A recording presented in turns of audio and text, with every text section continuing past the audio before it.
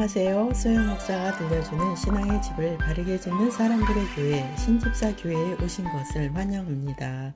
오늘 말씀은 시험을 이기는 방법, 고린도후서 10장 4절에서 5절 쉬운 성경입니다. 우리의 무기는 세상의 무기가 아니라 강한 요새라도 파괴하는 하나님의 능력입니다. 우리는 모든 이론들을 파괴하고 하나님 아는 지식에 대항하는 온갖 교만한 생각들을 물리쳐 모든 생각들을 사로잡아 그리스도께 복종시킵니다. 사람을 대할 때 육신으로 대하지 말고 영으로 대하라. 사람을 육신으로 대하면 시험에 들기가 쉽습니다. 특히 가까운 가족일수록 더 시험에 들기가 쉽습니다. 왜냐하면 가까운 사람은 믿고 싶고 의지하고 싶고 사랑을 받고 싶기 때문입니다. 그런데 그 가까운 사람이 그 환상을 깨고 실망을 시키게 됩니다. 최근에 시댁 친척 결혼식에 참여하게 되었는데 주례사를 하는 목사님께서 회중들에게 이렇게 질문하였습니다. 크리스천에게 맞는 질문은 아니지만 다시 태어나도 지금의 배우자와 결혼할 분은 거수해 주시겠습니까? 라고 하였습니다. 하객들은 많이 있었는데 한 사람도 거수하지 않았습니다. 새 신랑과 새 신부에게 결혼의 환상을 깨는 듯한 분위기여서 부끄러웠습니다. 결혼한 사람은 누구나 아름다운 로맨스를 꿈꾸고 행복을 원할 것입니다. 그런데 배우자가 그 행복을 주지 않을 때는 100% 시험에 들 것입니다. 사람은 이기적인 속성이 강하기 때문에 배려받지 못하면 금방 시험에 듭니다. 저는 이렇게 말씀드리겠습니다. 이 땅은 불완전한 세상입니다. 그리고 사탄이 함께하는 세상입니다. 혹시 새 신랑과 새 신부가 이 말씀을 듣고 있다면 부부는 하나님의 나라를 위해 맺어진 동력자라는 마음가짐이 필요한 줄 압니다. 상대 배우자에게 좋은 것만을 받고자 한다면 불만이 생길 수밖에 없을 것입니다. 그리고 다른 사람의 배우자와 비교하면 더 불만이 생길 것입니다. 부부가 된 성도는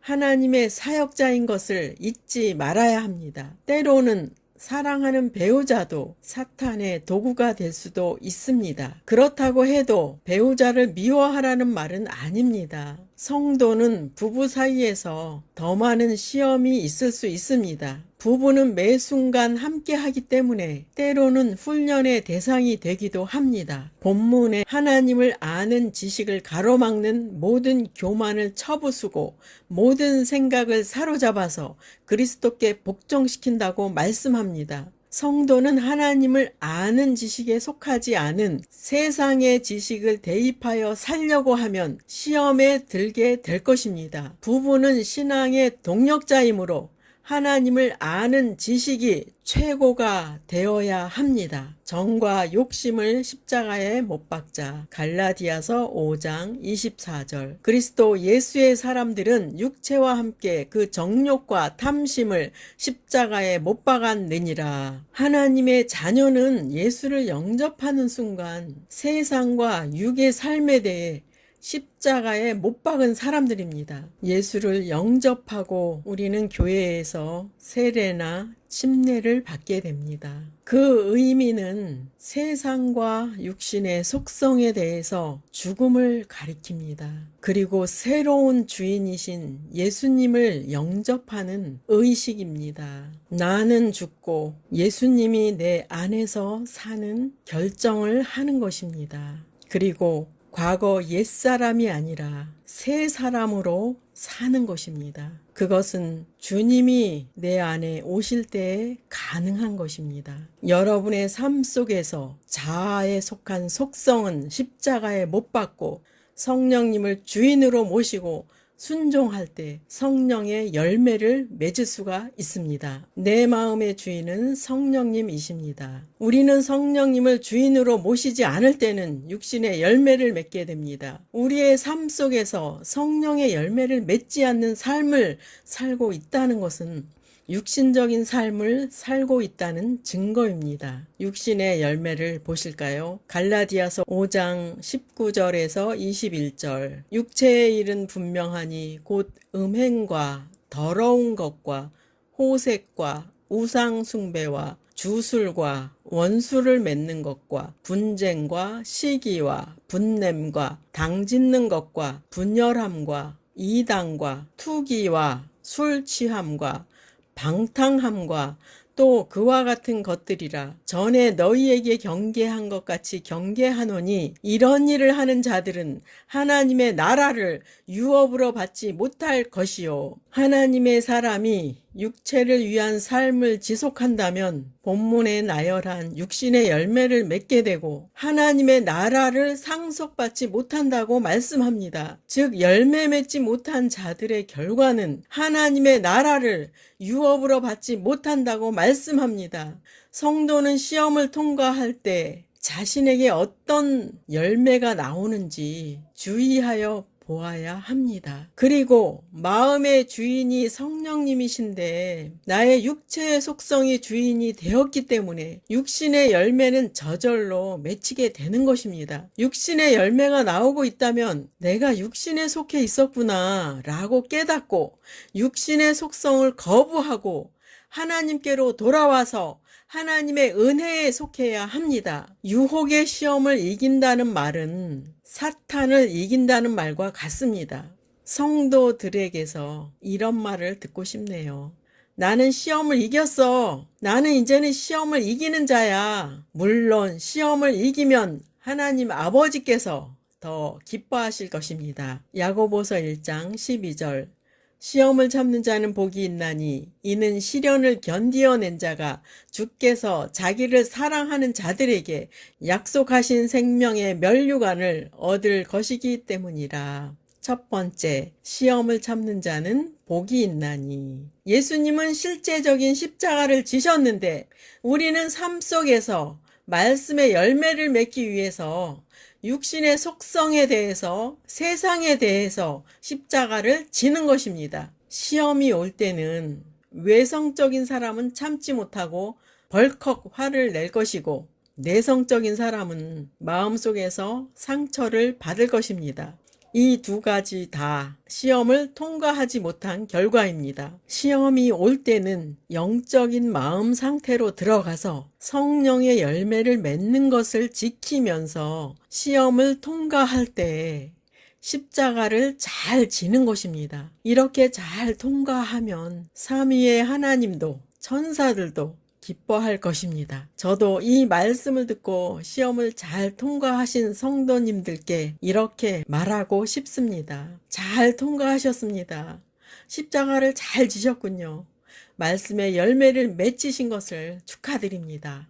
두 번째, 시련을 견디어낸 자가 생명의 면류관을 얻습니다. 하나님께서 우리를 금처럼 순전하게 만들기 위해서 금을 재련하듯 연단을 하십니다. 물론 그 연단을 좋아하고 기뻐할 사람은 없을 것입니다. 그래서 연단은 원한다고 오는 것이 아니라 성령님께서 개인의 수준에 맞게 연단하고 훈련을 하십니다. 지금 처한 여러분의 환경은 성령님께서 훈련하시는 환경인 것입니다. 이 환경을 불평하고 원망만 하고 있다면 시험을 통과할 수도 없고 약속의 면류관도 받을 수 없을 것입니다. 하나님은 우리에게 시련으로만 끝내는 분이 아닙니다. 본문의 시련을 잘 견디어낸 자들에게 생명의 면류관을 약속하고 있습니다. 하나님의 상급인 약속의 면류관을 바라보며 시련을 잘 통과하는 우리 모두가 됩시다. 갈라디아서 5장 22절에서 23절.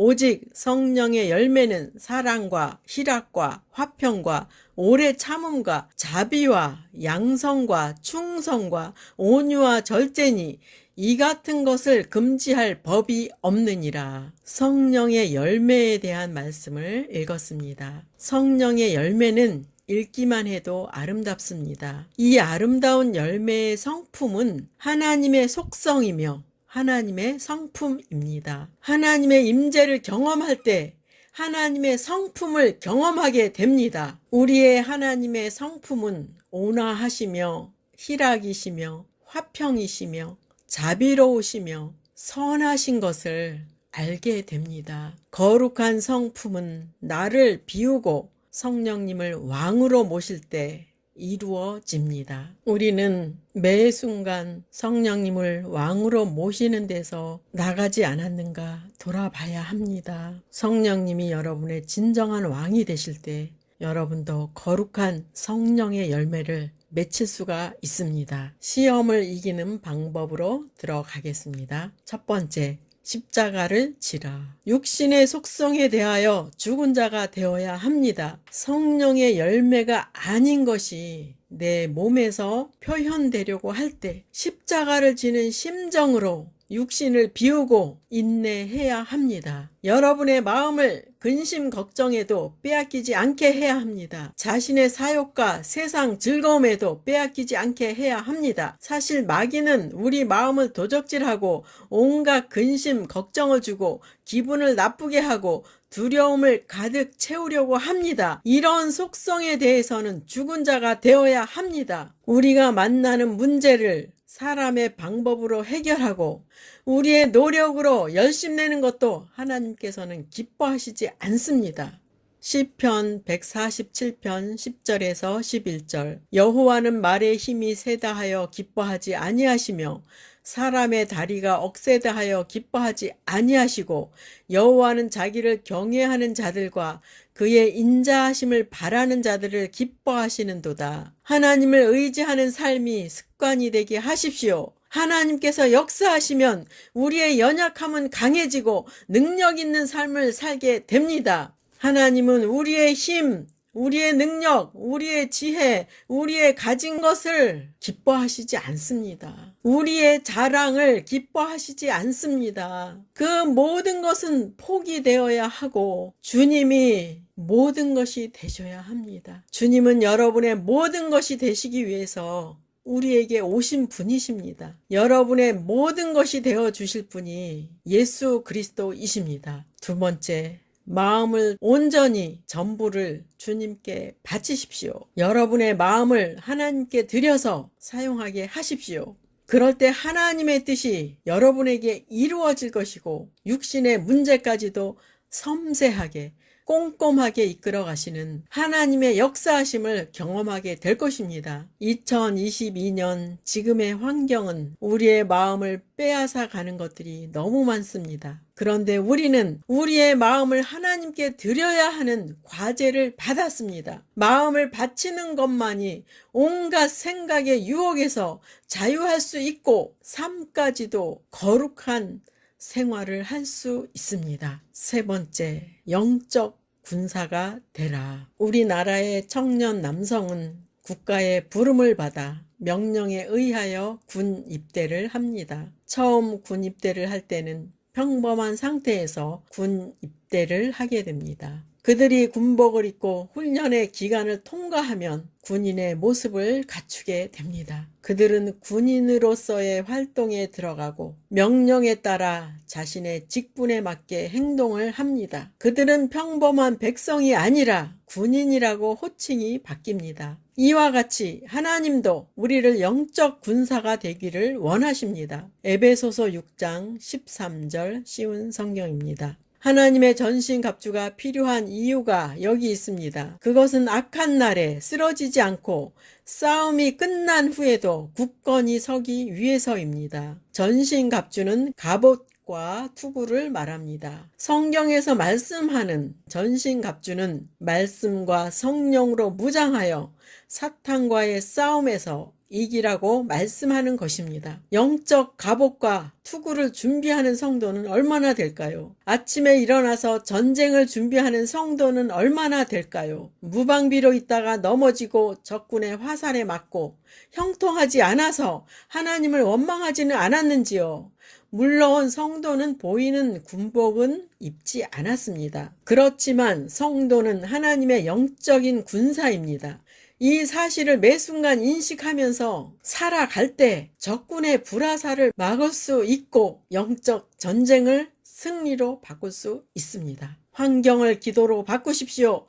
문제를 말씀을 믿고 선포하십시오. 질병을 예수 이름으로 치료 받으십시오. 육신의 생각을 영의 생각으로 바꾸십시오. 환난과 핍박이 있을지라도 성령의 아름다운 열매를 맺으시기를 바랍니다. 오늘 시험을 이기는 방법에 대한 말씀을 전했습니다. 저도 전투를 준비하는 심정으로 하루를 시작합니다. 거룩하신 하나님도 함께 하시지만 사탄도 있는 세상이기 때문입니다. 세상 일에 대해서는 좋은 일을 기대하면서 눈을 뜨지 않습니다. 좋으신 하나님을 부르면서 눈을 뜨게 됩니다. 세상 일을 나 혼자 이길 수 없으니까요. 매일 주님으로부터 조금 더 떨어지지 않기를 사모합시다. 나와 세상을 잊고 주님이 전부가 되기를 사모합시다. 이제는 시험을 이기고 승리하는 저와 여러분이 되시기를 축복합니다. 마지막 시대를 살아가는 하나님의 백성 여러분, 교회는 다니지만 예수님을 그리스도로 믿지 않는 여러분, 하나님에 대해서 예수님에 대해서 잘 모르시는 여러분, 가나안 성도 여러분,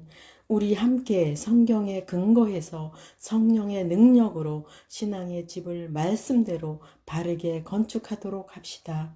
누구나 유튜브에서 신집사 교회를 구독하심으로 신집사 교회 사역에 동참할 수 있습니다.